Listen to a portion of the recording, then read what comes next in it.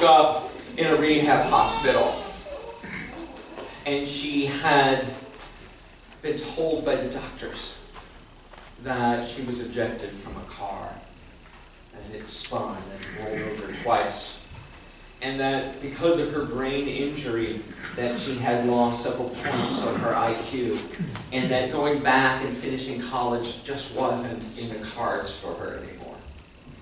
This was devastating to her because her whole identity was wrapped around her intelligence. From a small child, she had known that she was smart. It became the way she navigated through the world. So to have her identity ripped from her like that was devastating. But she didn't give up. She kept trying to go back and trying to go back and trying to go back to school. And she did. It took her twice as long. It took her 8 years to finish her bachelor's degree. But she did it. She went through all the rehab. And then she got herself into grad school. She got a mentor who took care of her and supported her and took her out on the journey.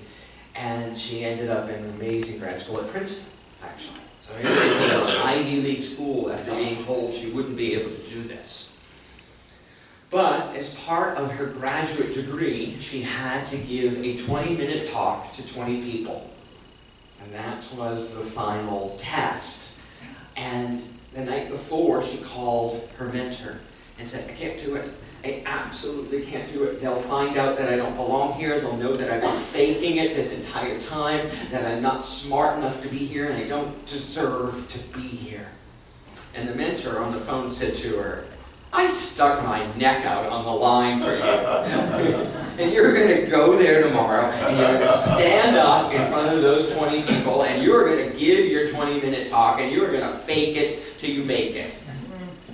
So she did. She went the next day, and she got up, and she gave her 20-minute talk in front of 20 people, and then every opportunity she had since, she got up, and she got up in front of people, and she faked it. She got up and she just talked, and talked about her ideas, and who she was, and what she had to say, and what she had to contribute.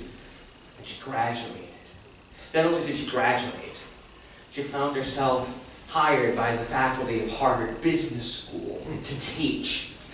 And she teaches power. She teaches power dynamics. She teaches the relationships that create power and how to harness it and use it. And she noticed something in her classes. In business school, half of your grade depends upon participation. If you don't raise your hand, and you don't talk, and you don't contribute in class, you get an F. Because that's half of your grades, participation. And she noticed this one young woman in her class who had gone the whole semester without offering a word. She called her into her office and she said, hey, you gotta say something or you're gonna flunk.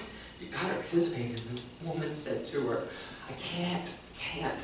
I don't belong here. I shouldn't be here. They'll know that I don't know what I'm talking about. I'm in my mind. And Amy just recognized herself. She remembered the conversation and she said, oh, you do belong here.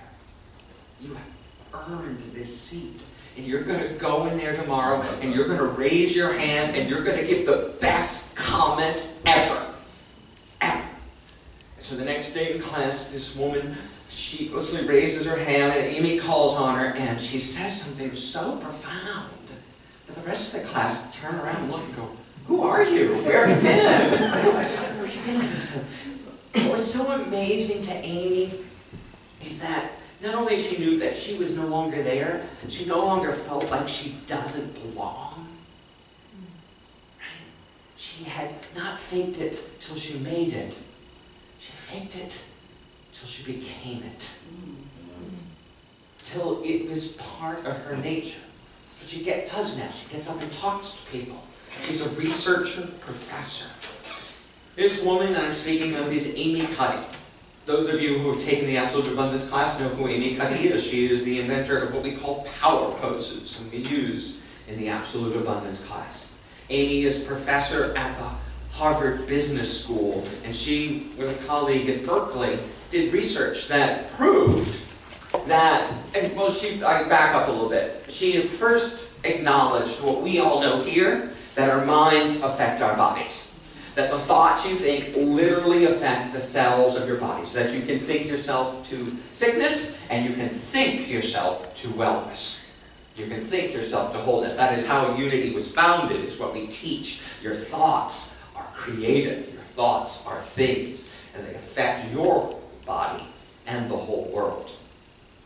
There's lots of scientific proof of this. But what Amy has done, and she continues to do, is to scientifically record the opposite.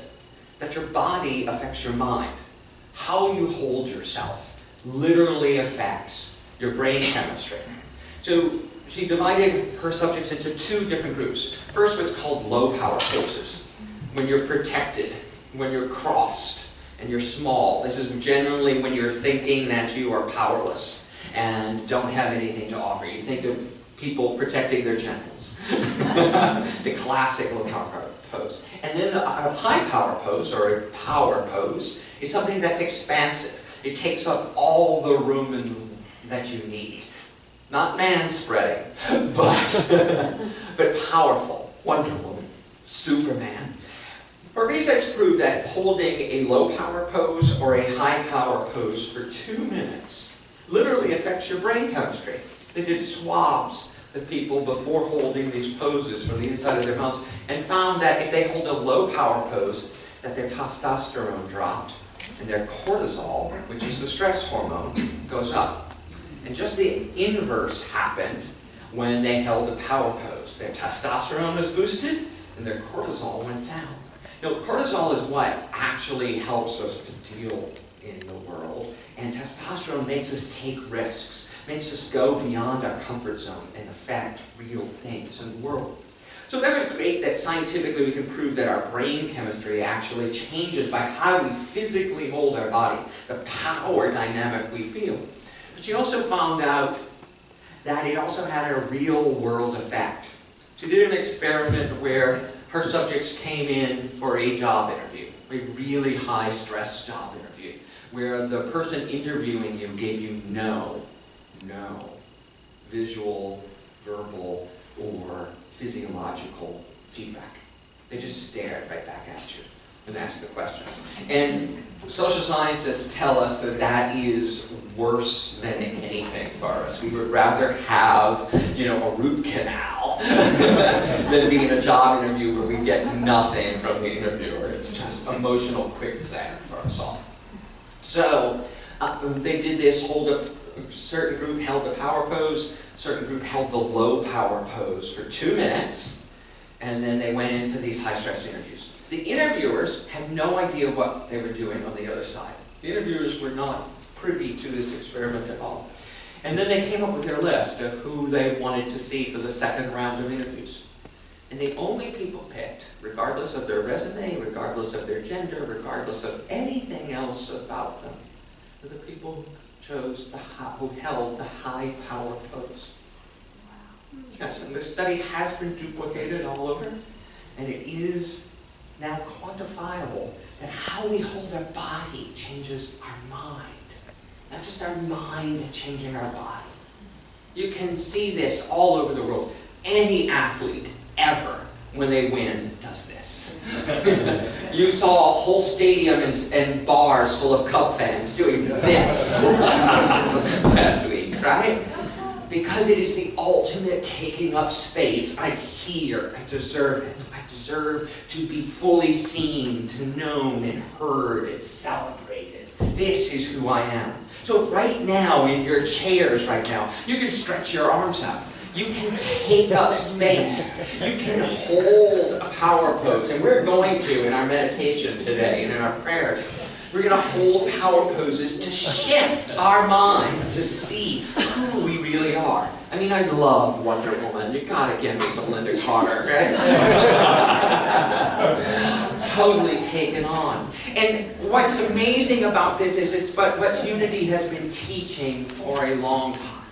For a long time, we've been talking about power, about the 12 powers, how we have the 12 powers embedded in us, that we are innately divine, that we are not miserable sinners, but we are actually expressions of the divine. We are divinely audacious, right? That if you can stand there and say, I am divine, I am an expression of God, I am wholeness and life and it all, that it shifts your brain chemistry as well. That holding an expansive pose and understanding the power of the 12 powers can motivate your life to come forward. Can stop complaining about what's going wrong and start affirming what you want to see happen. Now, trust me, I understand the desire to complain. I am a political junkie. And watching this political season has been anything but calming to my psyche. So I have had to spend extra time in prayer and meditation and affirming divine order in order to get through it. But I thought about this. What would it be like if we all applied the principles of these 12 powers, understood faith, understanding, will, imagination, zeal, power, love, wisdom, strength, order, and release into our political lives, into our lives as a nation, and how will we affect the outcome of the election, the results of the election, and the aftermath of the election. Because, like I said to you before, this will not be over on Tuesday. It won't be over on Tuesday, so how are we going to hold this? How are we going to live with this? How are we going to be in this? So, I give you a test subject. We'll call him Robert, for lack of a better name, because it's my dad's name. He's a Republican, okay? So, Robert calls upon faith, right? To perceive the truth of well-being and allays his concerns about the election. Right? Calling on faith, he grapples with the faith, going, oh my God, is it going to work out? Is it going to work out? But he comes open to the possibility that there is something beyond this that his human thinking cannot comprehend. That's what faith asks us to do, to understand that we can't understand it, to know that it is beyond our knowing, and to have trust, to have hope, and to practice the power of faith in a situation that energy we call God is working in this situation. So once you have a deep breath, Robert and all of us, and understand that there is something at work here. We can call upon understanding. We can call upon the stages of our own thinking that have led us to this position, that have led us to this condition. For example, that we are all buying in, for the most part, some of you more than less, some of us, to the hype, to the media strategy, to the internet, to our Facebook friends, to the lawn signs, to the things that are actually designed to provoke us and engage us and get us not to be able to turn it off for a dollar sign. Right? And that we have to have understanding that we are buying into this consciously. And from that just place of understanding, faith and then understanding, we realize we have a choice in it, that we can make a difference. We can find ways to have peace in our soul. Then, calling upon will, we turn off the TV or the computer. Right? We resolve to explore other possibilities in this situation. We resolve to explore open dialogue with people that is loving and kind.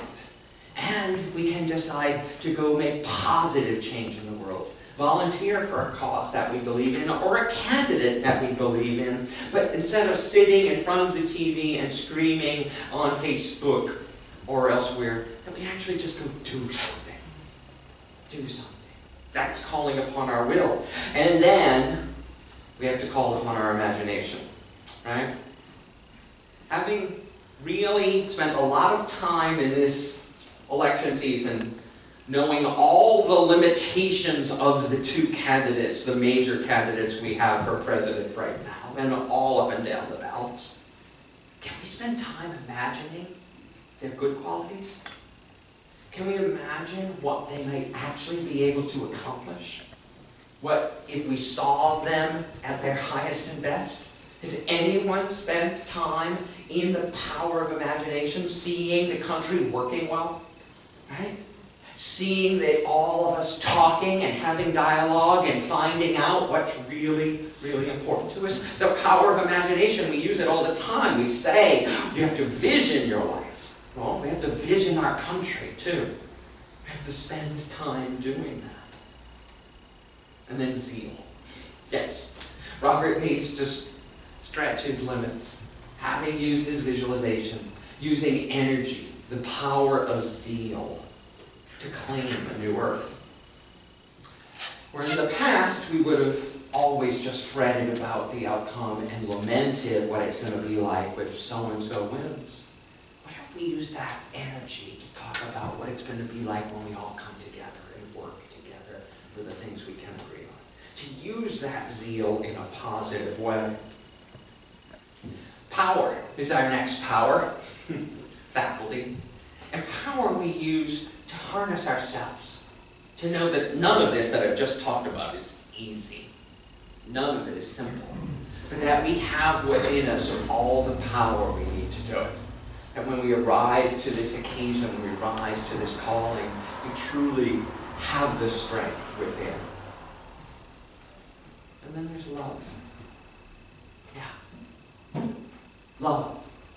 It may seem like the last thing we could call upon this election season. But Robert, myself, all of us, I know, we love this country, right? And this country has always been more than its leaders. It's always been more than the people, in most cases, the men who have run it. Our founding fathers were flawed and imperfect. So much so that two of them went to a duel and shot the other over something one of them said about each other. If you think this political season is harsh, think about Aaron Burr and Alexander Hamilton. Right? Over an insult. One of them is shot to death.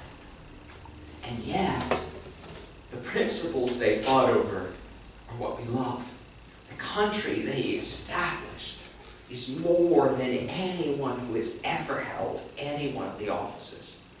Where we can hold love of country and love of principle, that all men are created equal.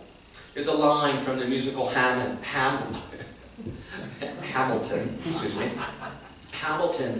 that one of the women sings in it. And when I meet Thomas Jefferson, I'm going to ask him to include women in the sequel.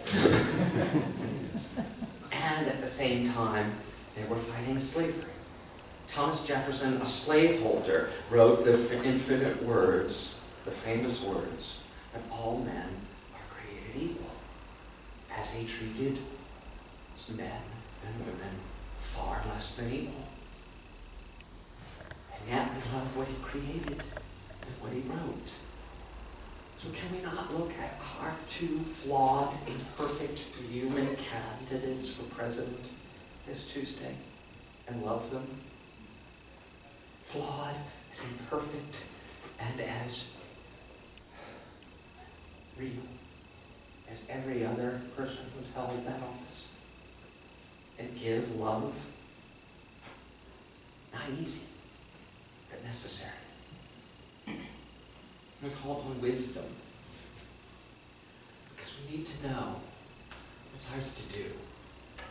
How, when we slip into fear, into negative thinking, and to ain't it all so bad, to use whatever we need, know the person to call, know the channel to switch to, know the prayer, the affirmation to do, and know the truth within us. God's got this. God's got this. We've been here for 240 years, through good and bad presidents. And this too shall pass, whatever it is, whenever it is. We call then upon our spiritual strength to take those steps, to act on it, to focus where we need to focus and where it is our job to do something. And we call upon order, like I just said. Because for 240 years, we change presidents every 4 years. Established by George Washington in his wisdom, we have an orderly transition of power. So whatever happens on Tuesday, divine order is at work. Doesn't mean you don't have an opinion, or that you don't work very hardly for what you believe. Divine order is at work. It is our principle. And it is the truth. God is bigger than the United States of America. Right? God is bigger than the office of the president. God is bigger than any senator. God is bigger than anything. But you wouldn't believe it by looking at us sometimes. Right? We don't behave that way. Order in our lives establishes the correct hierarchy. When we put the divine within us first, we won't trample on it by saying things that degrade us. When we put the divine in other people first, we won't degrade it by calling them names.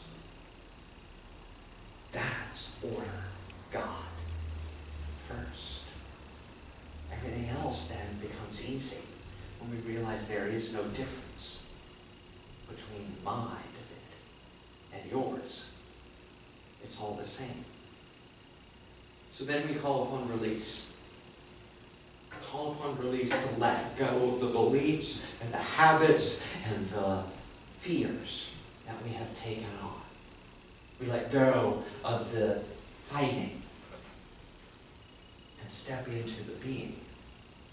We let go of the pettiness and audaciously state, I am a divine expression of all that there is.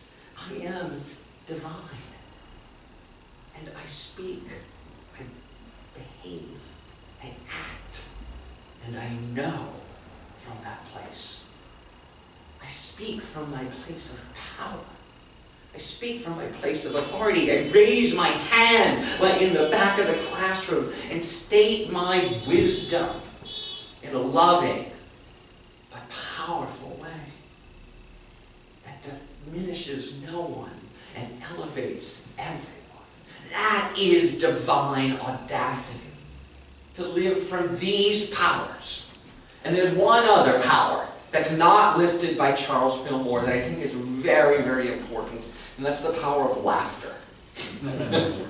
We've got to stop taking ourselves so seriously that if you think it, then it has to be true.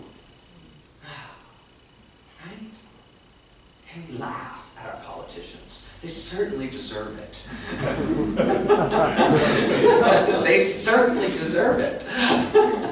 And they can laugh with us, at us, because they are just reflections of us. They are just reflections of us.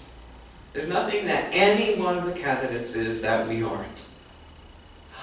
Think about that. There is nothing that any one of the candidates is that we aren't. Good or bad.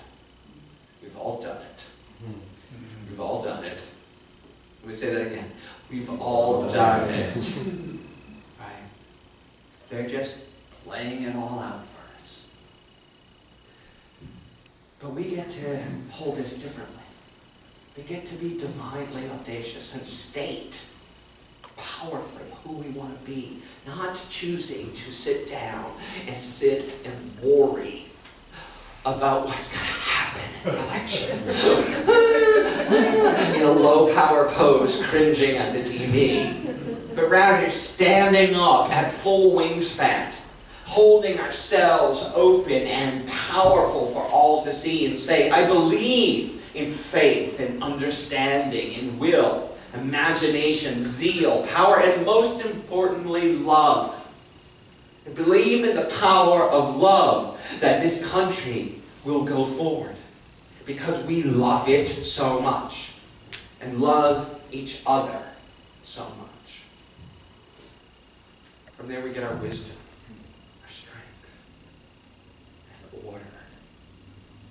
Let go of what is no longer serving us. I invite you to be divinely audacious in these next 3 days. To step forward and to use these powers to propel yourself to a higher place of being, and to propel the nation to its rightful place as a vanguard of love, of wisdom, and of order. This is who we really are. And it is time that we start acting like it. That we step up and be divine, whole, loving, peaceful, and joyous. No small thing, but boy, I know you can. And no, I can. And this call, this talk, is for all of us. Me first. First. Who do I want to be in this election and after? I want to be that. I want to be those 12 powers. I want to be that divinely audacious. Let's take this to our time of meditation and to